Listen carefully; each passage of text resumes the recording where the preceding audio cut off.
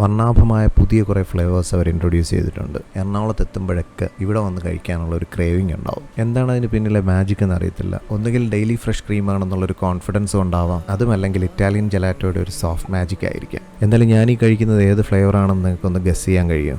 അല്ലെങ്കിൽ നിങ്ങൾ ഗസ് ചെയ്തിട്ട് ഇപ്പോൾ പ്രത്യേകിച്ച് കാര്യമൊന്നുമില്ല, ഇത് ഞാനല്ലേ കഴിക്കാൻ പോണത്. ഞാൻ ഈ ട്രൈ ചെയ്തത് ക്രഞ്ചി പിസ്ത ഫ്ലേവറാണ്. പിന്നെ അടിത്തട്ടിലായിട്ട് എൻ്റെ ഫേവറേറ്റ് ആയിട്ടുള്ള ലോട്ടസ് ബിസ്കോഫും ഉണ്ട്. ഇപ്പോൾ ലോട്ടസ് ബിസ്കോഫിൻ്റെ ഫാൻസ് ഉണ്ടെങ്കിൽ ഒന്ന് കൈ ഉയർത്തിക്കോ. Same pinch. പേര് കേട്ടിട്ട് റോസ്റ്റഡ് പിസ്ത ക്രഷ് ചെയ്തിട്ടിരിക്കുന്നതെന്നാണ് വിചാരിച്ചത്. പക്ഷേ കഴിച്ചു തുടങ്ങിയപ്പോഴാണ് മനസ്സിലായത് എന്തോ പിസ്ത ചോക്ലേറ്റ് ക്രഷ് ചെയ്തിട്ടിരിക്കുക. കാരണം ഇതിനകത്ത് പിസ്തയുടെ സൈസ് കണ്ട് ഞങ്ങൾ ഞെട്ടി. ഈ ചോക്ലേറ്റിൻ്റെ സൈസ് ഒത്തിരി ഹെവി ആയതുകൊണ്ട് തന്നെ എനിക്കത് കഴിക്കാൻ ഒത്തിരി ബുദ്ധിമുട്ടായിരുന്നു. ഒരു ഫീഡ്ബാക്ക് എന്നുള്ള നിലയിൽ ഞാൻ അവരുടെ അടുത്ത് സൂചിപ്പിക്കുകയും ചെയ്തു.